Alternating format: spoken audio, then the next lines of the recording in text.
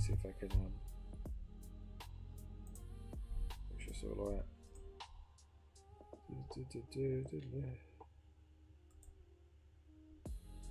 Okay, yeah, I think we're good. Yeah, apologies to my Twitch ex viewers and everyone else. It's kind of annoying, but like, yeah, we carry on. Yeah, so it looks like the Sato price is going parabolic. So maybe we could just like enjoy the price appreciation, which is, you know, always nice, always nice. What else has been said here?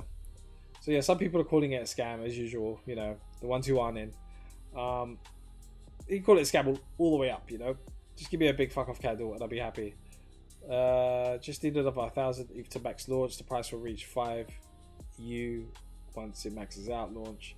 Yeah, I mean, like, how much is it like at max launch? It should be what, $20, which is beautiful. $22, like, you know, and then you know, the mint function actually comes out and it all stops. So, you know, there's lots of potential here. No one's paying attention, which is a good thing in my humble opinion. Let's have a look. Yeah. Beautiful. 82 cents, man. 83 cents. We should do, like, we need those endorphins, innit? We need that little adrenaline rush. Just to see the price just like skyrocket. Let's go. What do you reckon? $1? $1.50? $4? $4 would be amazing.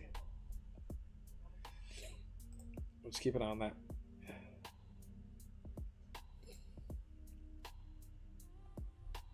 I keep looking for Saito news. It takes a while, like one good announcement, you know, like Binance is going to list it or something.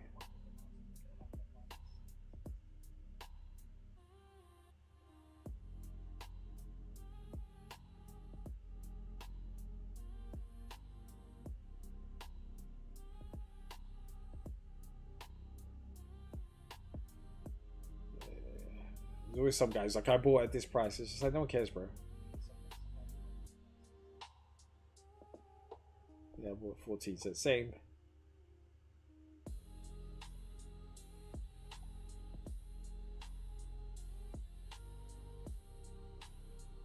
How's the actual market looking? Yeah.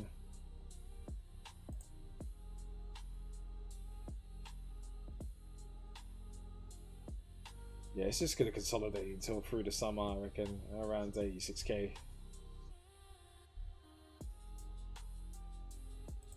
Pump really needs a catalyst, man. Seriously.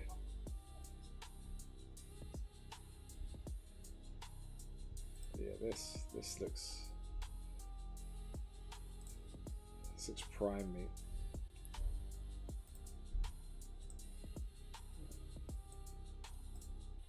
Beautiful. Beautiful, beautiful, beautiful.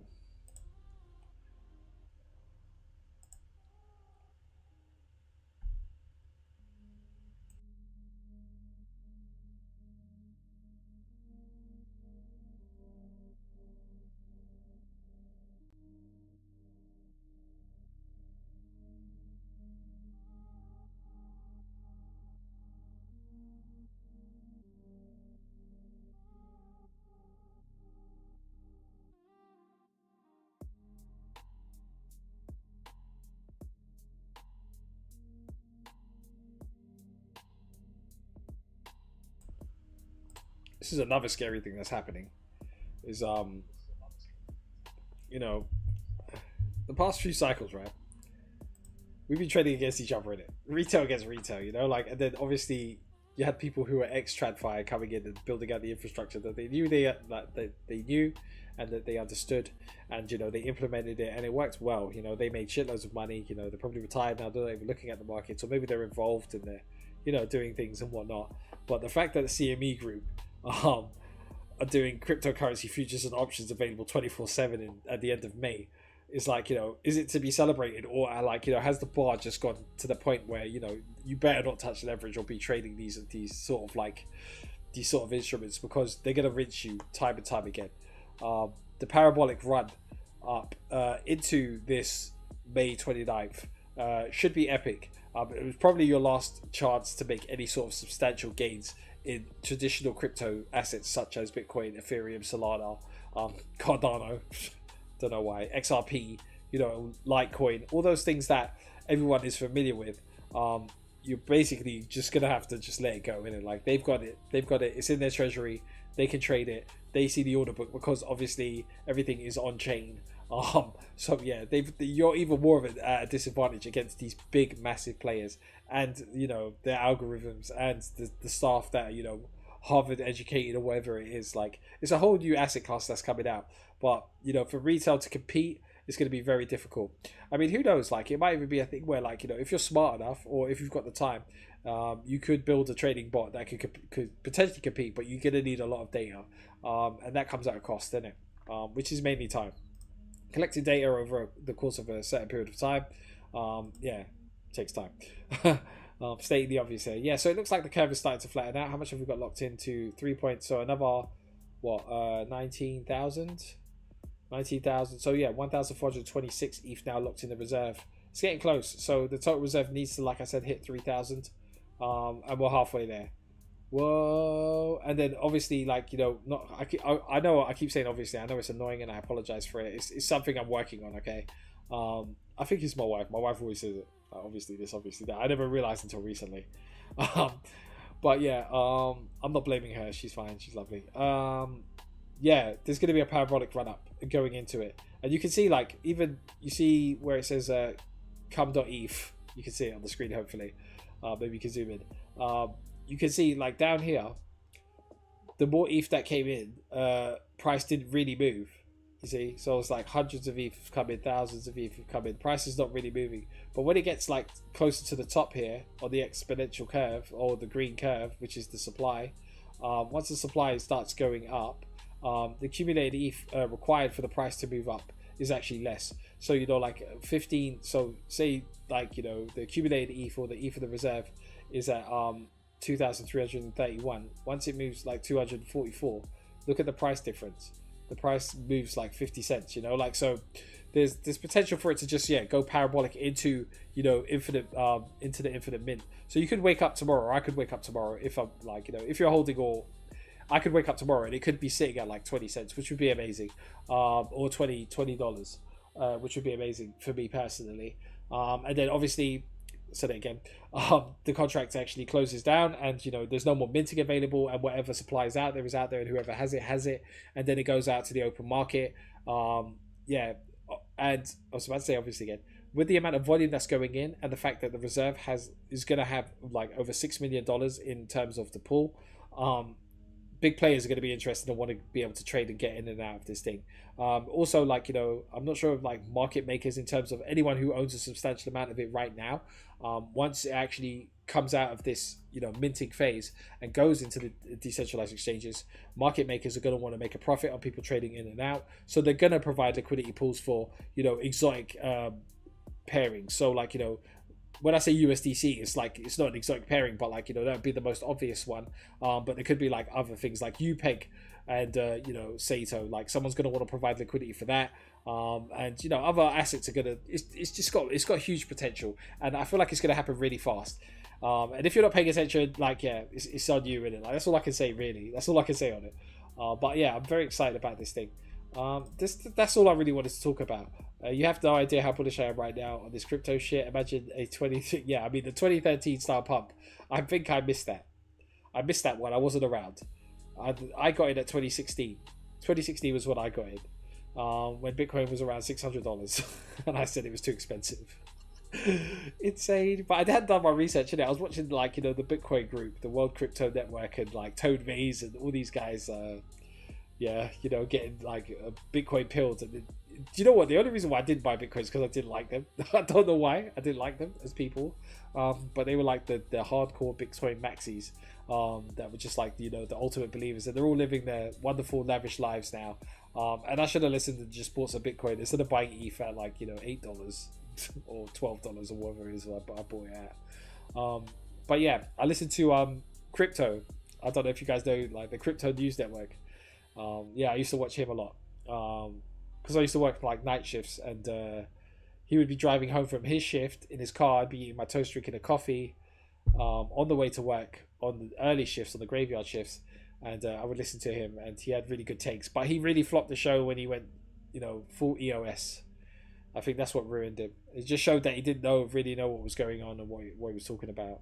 And then I'm sure some other things will go in the background, and then his missus got involved. It's just got messy. But he was a standout dude. Like, he was one of the first proponents that should have made it.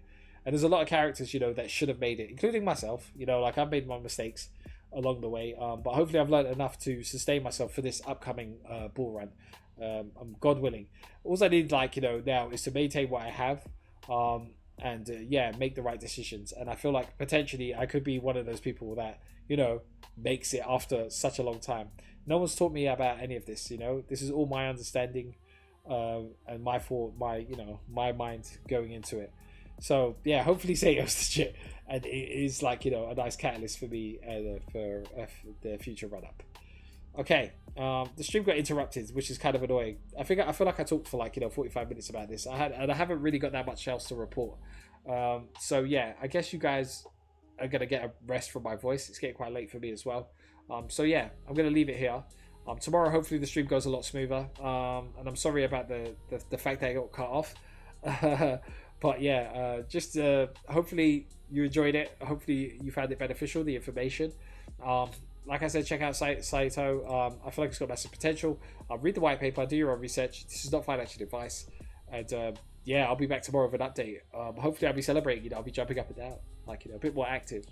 I find that the most popular streamers are the ones that are way more active than I am. But it's a laid back stream, isn't it, for adults? Because we're all adults here, right? Some of us anyway. Yeah, I will say this though, right now you have a choice, isn't it? You could go down the meme route. I'm of the personal belief, and it's just me, that I think memes are dead because of bundlers and the fact that the person who runs the most exclusive and the largest meme coin trading platform, Pump Fund, has said that they're looking for product market fit. That tells me all I need to know about meme coins, because if he, Elon, is saying, yeah, we're looking for product market fit again, and we've got plenty of time to do it, and we have the capital to do it, he's basically saying, yeah, meme coins are dead, in my eyes. Maybe not, who knows. Yeah, so you have a choice. You can go for meme coins. You can try DeFi, but you can see what's going on with the smart contracts. You can buy ETH, but you're not going to get the return of something like this, for instance. You're not going to get the 100x on ETH. Maybe you will, but it'll be over a long period of time. So it'll be basically one of those things where you're going to hold something like this. If you make a substantial amount, you buy ETH and use some to do something else, and you try and build out your ETH treasury. Solana, I don't know what's going on with Solana. I'm not really a follower of it, but yeah, there's just not much that I see that's interesting on Solana. The whole idea of faster transactions has been done to death. Decentralization is important, and it seems like to me the cost of being decentralized and the trilemma, so it's the speed, security, and cost. I guess it's cost. Those three have pretty much been solved on ETH if they manage to go through ETH mainnet. I'm talking if they actually manage to fulfill their obligations to what the white paper is saying, or what all the new ideas are saying. Because right now I'm paying 4 cents a transaction on ETH mainnet, which is insane. Apparently it costs $7 to issue a smart contract on ETH mainnet. And with the decentralized coupled on top, ETH wins, isn't it? But in saying that, Tony was right in terms of monolithic blockchains are the way forward. And Ethereum, they tested the theory out by going, the segregated route of having L2s built around, in the whole Bankless Boys thesis of having cities here, there, and everywhere, and all this stuff, and bridges and blah blah, all of that. Yeah, okay, great. It didn't work, and they went back to monolithic. They just bought themselves some time, and they allowed themselves to do experiments. It was all an experiment, the L2s, isn't it? You see, even in terms of Mega ETH, I think Mega ETH will be the last hyped L2 to come out. Maybe it'll be a success. Maybe it'll make inroads to its own avenues, and build itself out, and it'll become an actual city that people might want to visit. But in terms of token, forget about it. Now, I think, I guess it's not the last L2 because Base is coming out, but the way Base is trying to paint itself with Azul is that it's going to be its own thing, its own consensus mechanism, but they are still relying on, I guess it won't have a consensus mechanism because it's still relying on ETH for security. it's going to be interesting to see how it plays out. I haven't read the paper or documentation on it, but it's going to be an interesting 5 days because it comes out on the 12th. I don't know if it's going to be an alpha or like, you know, if it's actual mainnet and it's ready to go. Who knows? But yeah, there's loads of things to think about in terms of where you want to put your funds and, you know, the risks you're going to take. But the fact that Saito is on mainnet as well is a net benefit for me as well. I feel a lot more comfortable buying assets that I'm not sure about on mainnet because I know it's expensive, more expensive to issue a smart contract on mainnet. Although it is cheaper now, but like, you know, it is still more costly than it is to do it on an L2. And plus, like, you know, you've got the whole idea of security in terms of its decentralization in regards to ETH mainnet. Yeah, so I don't know. I'm talking in circles now. I hope everyone's doing all right. And I guess I'll just end it here. I'm not going to play you out because like it's a bit of a disaster because I got cut off midstream before mid-thought. But yeah, I hope everyone's doing well. And yeah, maybe I'll just leave this up for a few minutes while I chill because I like the music in the background. So yeah, I hope everyone's doing well. Peace out.